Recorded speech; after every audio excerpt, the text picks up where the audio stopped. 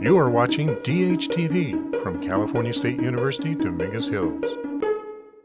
Okay, the rebellions that occur at the end of the 17th century reveal certain characteristics about British colonial society. All the rebellions reflect three major patterns that are developing in colonial character.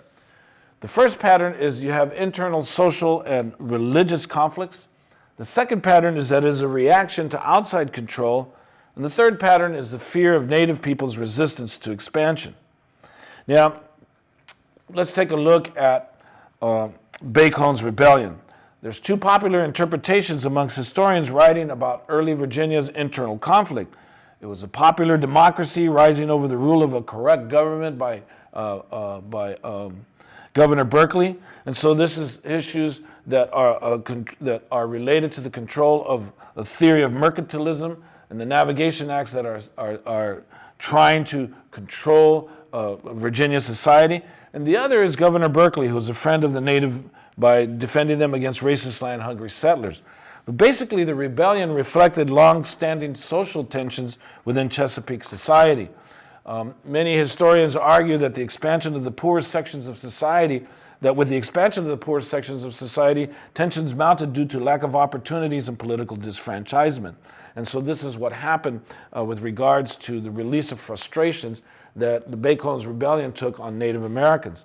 And then there's also the sense of frustration in New England with regards to their expansion and the Native peoples attempting to stop them from that expansion that leads to the Metacomset's War. The Metacomset's War is the last attempt by which Native peoples had to try to control Puritan society from expanding.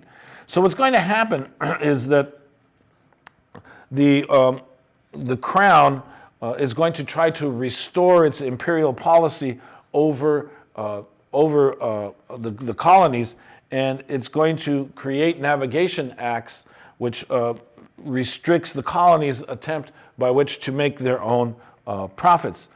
This is going to frustrate the Chesapeake economy, is going to frustrate the Puritan economy. And the king's interference, the king is going to strengthen the hand of the royal governor by extending patronage appointments. And so the governor is going to appoint proprietors with tax and rights and titles to public lands being confused. And this abuse of power was seen as threatening to many different groups. So it starts with what is known as the Dominion of New England. In Massachusetts, the Restoration policy consolidated political and economic control, which would culminate in the Dominion of New England. Massachusetts was guilty of violating the Navigation Acts, and the Congregationalist religious establishment was looked upon with disfavor in England. So you're going to be reading about England's desire to reduce the religious monopoly by establishing or disestablishing the Congregationalist Church in England and opening up New England to religious freedom. So basically it happened in Virginia, the elites are going to be in conflict with themselves over how to apply the restoration. So basically what happened in England is when James II came to power, he took care of Massachusetts by extreme line centralization. He's going to appoint a person, Governor Andros, as royal governor, and what Andros is going to do is going to appoint his own council, and he's going to not allow the assembly to be elected. Settlers' land titles are going to be deliberately confused so as to make them illegal, and Andros is going to take over the leading Congregational church and turn it Anglican. So these events consolidated previously divided colonists into a force against the common enemy. Then there's what is known as the Glorious Revolution. This was lasting political changes to several colonies. Because in England, royal absolutism created conflict between the king, the parliament, and the board of trade. And James II, who was a Catholic, appoints Catholics to powers of influence. James tried to take suffrage away from sections in the countryside. This is in England. He has a son in 1688, and by his second wife, who was a Catholic, and this birth precipitated the revolution. And so William of Orange is his cousin. He's Protestant. He's going to go to James and he's going to say, he's going to go to James and he's say, I am the legal heir to the throne. I'm Protestant. You got a Catholic son. It's not going to work. He would never have kicked James out out of the throne if it hadn't been for the birth of James' Catholic son. So you can't have a Catholic rule England. And under William, he didn't really want to rule, but an ambiguity develops of the rights that the king has over the rights of Parliament, and then there's the colonies. So the result of this ambiguity leads the king to give up veto power on acts of Parliament. So this revolution breaks out in the Western Hemisphere. And it starts in Massachusetts, where mobs were supported by local militia units are going to surround the fort in the Boston Harbor, and they're going to arrest Andros. Now, mob rule is very important because these are where the people are going to attempt through their own democratic means by which to create change.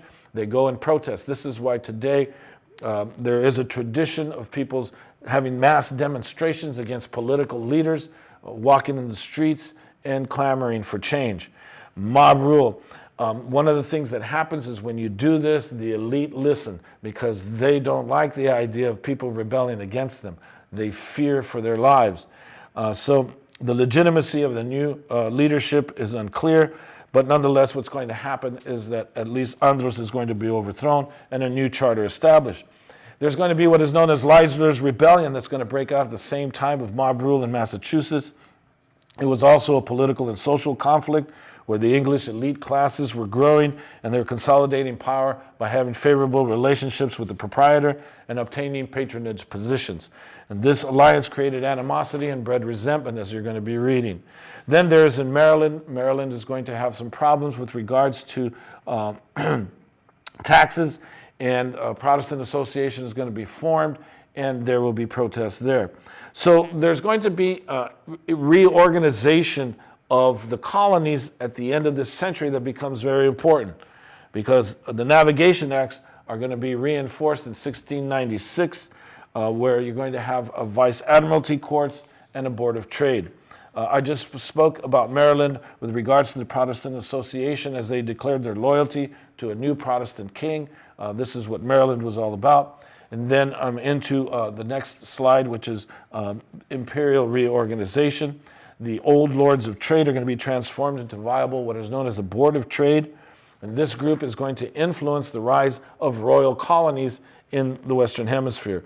By 1720, only Pennsylvania and Maryland will be proprietary colonies, with Connecticut and Rhode Island having corporate charters. So royal power is very important.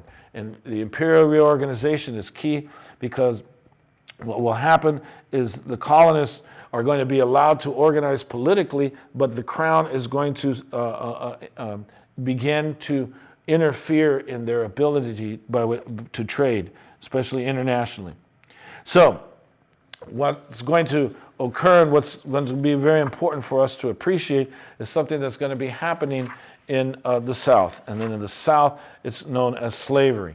How slavery came about is there's a problem with regards to the Chesapeake that historians have difficulty confronting, because once Bacon's rebellion occurs, the planter class is going to realize that they don't like the idea of poor whites rebelling against them.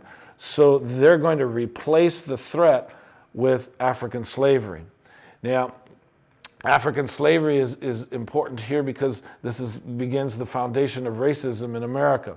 When we take a look at slavery and profits and why slavery did come into existence.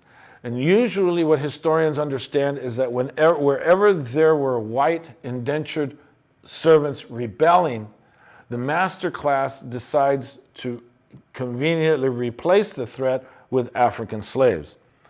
So many writing generalized U.S. history classes, textbooks for history classes, essentially take the position that race itself was largely coincidental and that economics was the most important.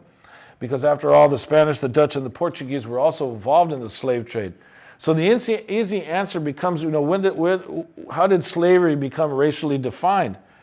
Historians debate and consider whether racial prejudice preceded the introduction of slaves or whether it developed after bondage. So the easy answer becomes that racism developed afterwards. But the argument continues that blacks were preferred because runaways were more easily definable. But there's very important explanations, because the existence of prejudice is already present in the European culture. because Europe in general and the British in specific had a background of racism prior to the colonial expression, prior to their expansion. But in essence, both factors, economics and racism, were operating.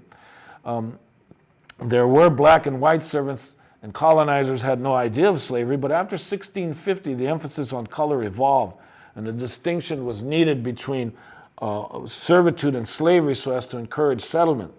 Whites voluntarily came, while blacks were forced to come. All right? So, again, when we talk about the racism that is a part of our society, it starts to form and shape in this century. Now, in Europe, skin color was associated with values, physical, cultural, intellectual. So for the British, they were extremely conscious of skin color. The first contact that England will have with Africans will be in the 1550s, and they will immediately make reference to their skin color and lack of clothing. So with this suddenness of contact, England, which is scarcely aware that Africa existed, created exaggerated perceptions of blackness itself. The concept of blackness itself was loaded with meaning in the culture. Black conveyed the worst fears, especially of the world. Black meant to be deeply stained with dirt, soiled. Black related to death, to being sinister, to being wicked. Black was not a neutral color. White, however, equaled purity. White equaled virtue. Black is loaded with negative terms. So to the British, racial differences were deeply disturbing, and color posed an intellectual problem. And so theories were developed to help understand race. First, there was the environmental theory, and they figured out that the sun, its heat, and its exposure produced the darker skin. So that's why Native peoples, Africans, and Asians have darker skins. But there were problems with this theory, because Native peoples and Africans and Asians didn't lose their skin color as they moved north. The religious theory was developed. England looked to the Bible for justification of slavery and blackness. God's treatment of Ham and his son perhaps provided them the clue of using an African as a servant of servants. Ham was cursed to being a servant, and they applied the curse, or they associated it with blackness. But there is a problem. There's nothing in the Bible relating to skin color. Basically, the English had an attitude towards the color black that leads scholars to understand why they read blackness into the curse. But blackness was also associated with other negative images. Blackness was related to being subhuman, to having animal-like qualities. When the British viewed African cultural expressions, they immediately wrote negatively on the non-Christian quality of African religions. To them, this was a sign of a lack of civilization. What was really abhorrent to the European Christian pious tradition is the quietness of prayer, the self-flagellation, was the polysemous expressions that were invoked during African religious rituals. So Africans had unique body movements, they had minimal clothing, so this indicated to the European that the Africans had loose sexuality, and so with no sufficient dress, with nakedness, and with severe body movements, they were seen as sexual and lustful. So this sex and lustfulness was tied to animal-like movements, and they related them to the image of apes. Apes became known to the English at the same time as Africans, hence the link. So you can understand this because there's been this fascination with this story with Tarzan, and then of course there's King Kong. Now, this combination of negative perceptions were all in the culture prior to the English turning to slavery as a solution to the formation and control of labor forces. But what happened to Africans before slavery officially began in Virginia and the Chesapeake is where we get to see the signs of racism. 1619 is the first year that Africans appear in Virginia, and the evidence suggests that Africans were treated worse than white indentured servants prior to slavery. By 1640, the evidence indicates that slavery enters Virginia. And in 1640, there are some free Africans and some enslaved ones. However, there are no enslaved whites. There is a case of 3 runaway servants, 2 whites and 1 African. The whites' servitude was extended for 3 years, while the Africans' was extended for life. And by 1660, the first slave laws are going to be introduced. There were more black women than white women working the fields. Again, African women were preferred because of their agricultural expertise. It was common in the Chesapeake to tax all male workers as part of revenue raising. The tax law also extended to African female workers. The law also set up a requirement forbidding the enlistment of Africans as part of the fear of Africans in the English cultural tradition. So, did racism precede slavery? The scattered evidence confirms that it did. British cultural traditions reveal fear, bias, and abhorrence of things black. Historians do know that once slavery is written into law, racial prejudice explodes. And so to emphasize this King Kong phenomenon, as early as the 17th century, laws are written in each colony forbidding racial mixture, especially for the protection of white women. Since white men can have sex with whomever they want, no other person of color can have sex with white women. So, most importantly, racism was not always the same. Racism differed with regards to Africans and Native peoples. The similarities are that both were considered subhuman, uncivilized, non-Christian, and evil, but there are differences, especially in terms of attitudes. Native peoples were thought of as noble, pure people of the wilderness. They were in an innocent stage before corruption that is brought on in civilization's introduction. They were part of a Garden of Eden that England was taking over. This was never the view of the Africans. Native peoples were not thought of in the same sexual terms as Africans. There were fewer interactions with Native peoples than with African labor forces. Hence, the fear of the black man raping innocent white virgins, and of all places, Virginia. So, furthermore, Native peoples were here. They were connected to the territory. They were part of the environment that whites are going to be appropriating. Okay? They're part of that wilderness. So Native peoples, because they were in their own territories, are going to be harder to enslave, and they're going to be harder to wipe out from the memories of European history. The British and then Americans are going to go to war against the heathens, and they're going to be forced to negotiate and recognize them as separate nations. This is not the same as with Africans. Okay, so let's go to that last slide, and let's understand and appreciate some things that are happening in different areas. Slavery wasn't as profitable in the North because labor-intensive crops would not grow in colder climates. The Southern transition to black slave labor by 1675 was due to the decreasing number of white Europeans willing to enter into servitude, the increasing availability and falling prices of African slaves, a growing population of landless and potentially rebellious white servants, and a decreasing number of Native peoples due to disease. So that by 1700, most colonial legislatures are going to enact laws forbidding slaves the right to congregate in public or travel without permission, to participate in the political process, to engage in commercial activity or hold property, or to enter into legal marriage or parenthood.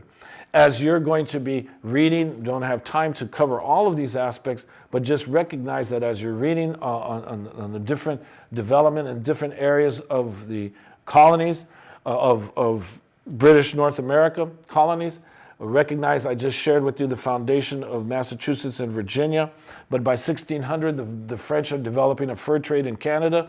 There is the Dutch colony of New Netherlands that became the colony of New York following the English takeover in 1644. The architects of Carolina colony intended to create a hereditary aristocracy of wealthy manor lords, but this didn't happen since everybody went towards slavery. By 1720, the population of South Carolina, the majority were black slaves, African slaves. Meanwhile, in Pennsylvania, there's a unique religious expression of Puritanism that is going to be the most advanced in terms of cosmopolitan as well as egalitarian societies, and that is the Quakers, the Society of Friends, or the Quakers. They are going to renounce the use of force in human affairs. They're going to reject the hierarchical society. Quakers are going to be viewed as dangerous fanatics because they refuse to pay taxes to support the Church of England. They refuse to sign as witnesses oaths on the Bible.